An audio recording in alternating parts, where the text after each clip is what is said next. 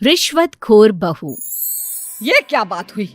तुझे पता भी है तो क्या बोल रही है बहू? एकदम सही बोल रही हूँ। अगर आपको मुझसे अपनी इन ऐंठन भरे घुटनों की मालिश करानी है तो मुझे वो देना पड़ेगा जो मैं मांग रही हूँ। एक हाथ दो और दूसरे हाथ लो, सिंपल। बहू हूँ, इसका मतलब ये नहीं कि नौकरानियों की तरह काम करूँ। ये है अमृता और उसकी सास रेखा। अमृता एक नई नवेली बहू है जिसकी शादी कुछ दिनों पहले ही रेखा के बेटे माधव के साथ हुई है। वैसे तो अमृता दिल की बहुत अच्छी है, लेकिन वो कहते हैं ना कि खून का रंग तो दिखता ही है। बस वही डॉन की बेटी होने का रंग यहाँ अमृता में भी दिख रहा है, जो है रिश्वत लेना। जी हाँ, काम चाहे कितना भी छोटा या कितना भी बड़ा क्यों ना हो, हमारी अमृता बहू बिना रिश्वत लिए कुछ नहीं करती। चलिए देखते हैं आगे इनके साथ और क्या क्या होता है। रेखा और अमृता को लड़ती देख ससुर प्रेमचंद वहां आता है और कहता है, अरे क्या हुआ? काहे इतना तिल मिला रही हो रेखा? अरे कुछ बोलोगी भी या कानों में हड़ताल हो रखी है तुम दोनों के? देखिए ना पापा जी, माँ जी ने मुझे कहा कि मैं उनके घुटनों की मालिश कर दूं, लेकिन उसके बदले में माँ जी मुझे वो हीरो वाला पुश्तैनी हार देने से इनकार कर रही हैं। क्या? घुटनों की मालिश के लिए हीरो का पुश्तैनी हार कौन मांगता है बहू? पापा जी, आपको तो पता ही है ना, आपकी बहू कितनी सयानी है, हर कोई भी काम फ्री में नहीं करती। और अब शेखावत खानदान का आटा तो इतना भी गीला नहीं है कि अपनी बहू को हार ना दे पाए। क्यों माय डियर माँ जी? देखा आपने प्रेमचंद जी, ये अब मुझसे पुश्तैनी हार मांग रही है, कल को पूरा घर मांग लेगी। अरे जा जा, मैं खुद कर लूंगी अपनी मालिश।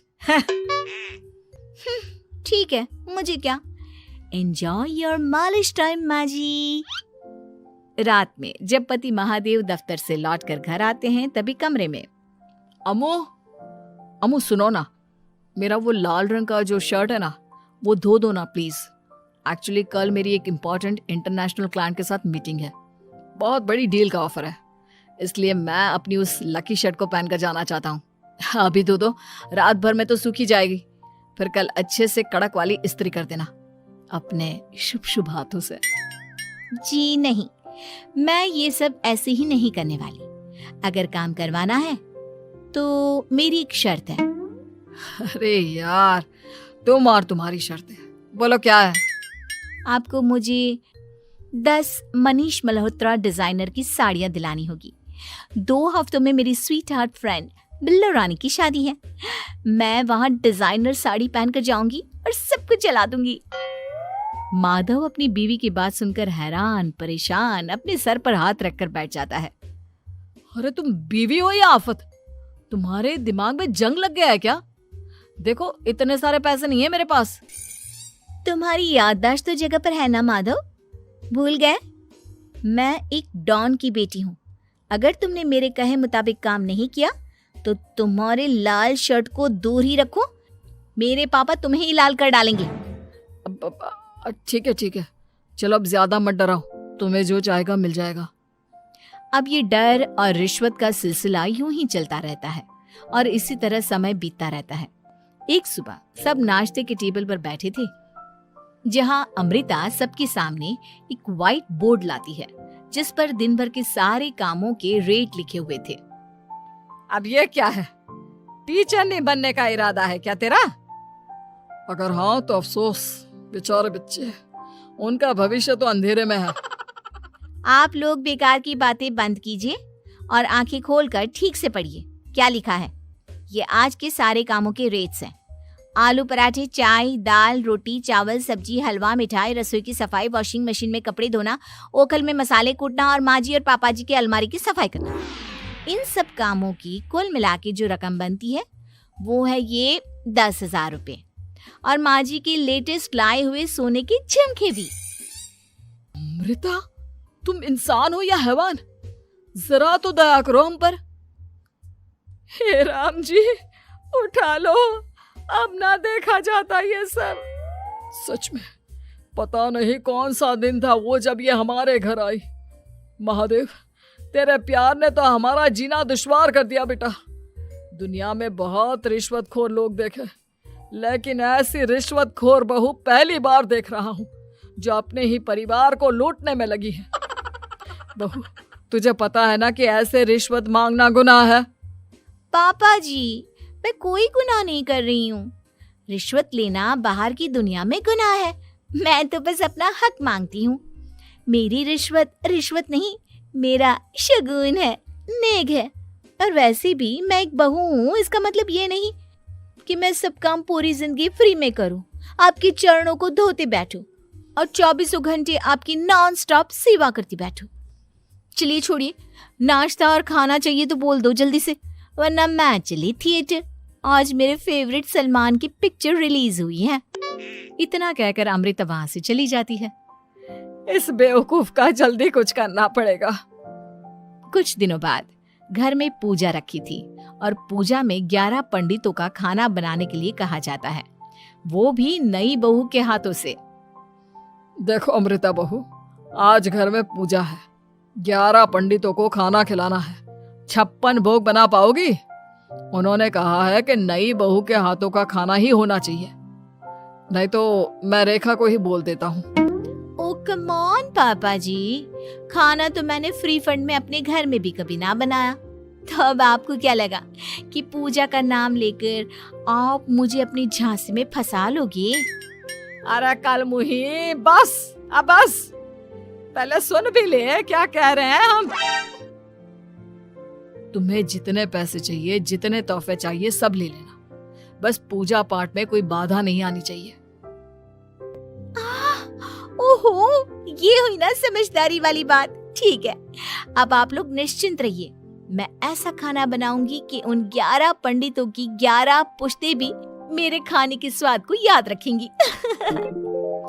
अमृता पंडितों के लिए खाना पकाती है और पूजा संपन्न होने के बाद उन्हें केले के पत्तों पर खाना परोसती भी है, जिस पर खाने का पहला निवाला खाते ही वो क्या भोजन है।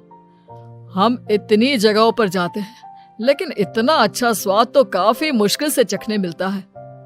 रेखा जी, प्रेमचंद भाई साहब, आप लोग सच में भाग्यवान हो कि आपको इतनी सर्वगुण संपन्न बहू मिली है, जिसके हाथों में साक्षात माँ अन्नपूर्णा विराजती है। सर्वगुण संपन्न, सबको संपन्न कर देगी यह खूंखार औरत। कुंडली मार कर बैठ गई है मेरे बेचारे बेटे के जीवन में।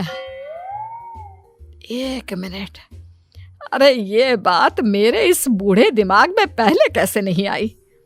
इस अमृता की बच्ची को मैं अपने घर से बाहर कैसे निकालूं?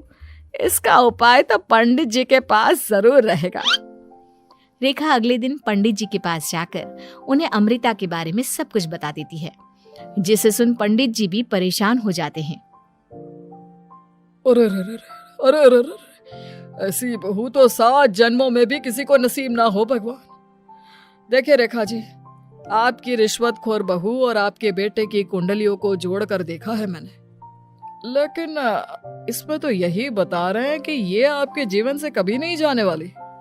इसलिए उससे सुधारने के लिए जल्दी आप लोगों को ही कुछ करना होगा, नहीं तो एक दिन वो आप लोगों को कंगाल करके ही दम लेगी। नहीं, ऐसा हरगिज नहीं होगा। मैं कुछ करूंगी, हाथ पे हाथ धरे नहीं बैठूंगी मैं। वहीं घर पर अमृता को ये पता चल जाता है कि उसकी सास रेखा पंडित जी के पास उसकी और महादेव की कुंडलियां लेकर गई थी, और इस पर जब रेखा घर लौटती है तब वाह माँ जी वाह, बहुत ही ज्यादा सयानी निकली आप तो। लेकिन मैं आपको एक बात बताना चाहती हूँ कि मेरी और महादेव की कुंडलियां जोड़कर पूजा पाठ और हवन करके भी कुछ नहीं मिलेगा, क्योंकि मैं ऐसी बला हूं जो आप सबकी जिंदगियों से अब कभी नहीं टलने वाली, फिर चाहे आप कितने भी टोटके हवन या उपाय कर लें। तो खुद को समझती क्या है रे बदतमीज, तुझसे बात करना तो दूर, मुझे तो तेरी शक्ल देखना भी नहीं पसंद।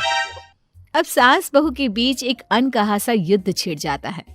दिन बीतने लगते हैं, लेकिन एक दिन अचानक रेखा की तबीयत हद से ज्यादा खराब हो जाती है और उसे सांस लेने में भी काफी दिक्कत और परेशानी महसूस होती है। जब उसे डॉक्टर के पास ले जाया जाता है तब डॉक्टर चेकअप करके कहते हैं, देखिए, मैंने सारे टेस्ट करके देख लिए हैं और रिपोर्ट्स को क्रॉस चेक करके ये पता चला है कि रेखा जी को गंभीर दिल की बीमारी है। उनके फेफड़ों में भी काफी सूजन आ गई है। उनका जल्द से जल्द ऑपरेशन करना होगा, वरना आई एम सॉरी टू से उन्हें बचाना मुश्किल हो जाएगा। ये खबर सुनकर प्रेमचंद और माधव दोनों हक्का बक्का रह जाते हैं। लेकिन डॉक्टर साहब, कितने पैसे लगेंगे ऑपरेशन के लिए? और उसके बाद रेखा पूरी तरह ठीक तो हो जाएगी ना? जी हाँ, इस ऑपरेशन के बाद वो बिल्कुल ठीक हो जाएंगे, लेकिन वो तभी हो सकता है जब ऑपरेशन टाइम से हो पाएगा। और रही बात ऑपरेशन के खर्चे की, तो उसमें तकरीबन 6 से 7 लाख रुपए तक लग सकते हैं। जहां एक तरह सब रेखा की तबीयत और ऑपरेशन को लेकर परेशान होते हैं, वहीं घर पर रेखा को बिस्तर पर देखकर भी अमृता के अंदर जरा भी दया नहीं आती। ओ माँ जी, ये अपना फालतू का मेलोड्रामा बंद कीजिए ना आप। मुझे पता है आपको मुझे रिश्वत नहीं देनी है और घर के सारे काम मुझसे मुफ्त में करवाने हैं, इसीलिए आप ये सब कर रही हो ना। सीरियसली अमृता, ऐसे हालात में तुम ऐसी बातें कैसे कर सकती हो? हम यहाँ परेशान है कि ऑपरेशन कैसे कराएंगे, बैंक में इतने पैसे भी नहीं है, और तुम माँ को ताने सुना रही हो। अरे अमृता बहू, मैं भला ढोंग क्यों करूंगी? हम 6 से 7 लाख का बंदोबस्त कैसे करेंगे? करेंगे पापा, कैसे भी करेंगे। अमृता, अगर कभी भी जिंदगी में तुमने मुझसे सच्चा प्यार किया है, एक पल के लिए भी सही, तो तुम्हें आज इस परिवार, इस घर की नींव, मेरी माँ को बचाना होगा। हमने अपना सब कुछ तुम्हें दे दिया है, अब तुम्हारी बारी है अपने किए का हिसाब चुकाने की। मुझे पता है तुम्हारे अंदर भी दिल है। अमृता बिना कुछ कहे वहां से चली जाती है और अपने कमरे में जाकर वो अलमारी में से अपनी माँ की तस्वीर को निकालकर अपने सीने से लगाती है और भावुक हो जाती है। माँ, आपके जाने के बाद पापा ने ही मेरा ख्याल रखा, लेकिन उनकी वजह से ही मुझ में काफी बुरी आदतें भी आ गई। शायद मुझे इतना बुरा आपकी गैर मौजूदगी ने ही बनाया। मैंने कभी आपकी लोरी नहीं सुनी, आपकी गोद में नहीं सोई, आपके हाथों से अपने बालों की चंपी नहीं करवाई, क्योंकि वक्त से पहले ही आप मुझे यहाँ छोड़कर चली गई। लेकिन अब मैंने जितना भी इस घर से लिया है, उतना सूद समेत चुकाने की बारी आ गई है। अब मैं अपने रहते अपने प्यार को भी उसी दर्द से नहीं गुजरने दे सकती जो मैंने आपके नहीं होने से सहा है। अमृता तुरंत ही अपने सारे पैसे और गहने माधव को लौटा देती है और रेखा का ऑपरेशन किया जाता है। रेखा ठीक हो जाती है और जब घर आती है तब अमृता दरवाजे पर आरती की थाली लिए खड़ी होती है। वेलकम होम माँ जी, आई मिस्ड यू। पता है कितने दिनों से किसी के भी साथ लड़ाई नहीं की थी मैंने, और ना ही किसी से रिश्वत मिली मुझे। क्या? हमें तो लगा था कि तेरी अकल ठिकाने आ गई है, लेकिन तू तो अभी भी जैसी की तैसी ही है। माँ जी, पूरी बात तो सुनिए। हाँ, ये सच है कि मैं रिश्वत लिए बिना नहीं रह सकती लेकिन अब ना मेरी रिश्वत बदल गई है। अब मुझे हर काम के बदले झप्पी, अपनापन, प्यार और अपनी इस माँ का दुलार चाहिए। ये सब तो हम तुझे भर भर के दे सकते हैं बेटा। पूरा घर एक साथ अमृता को जोर की झप्पी देता है और सब हंसते मुस्कुराते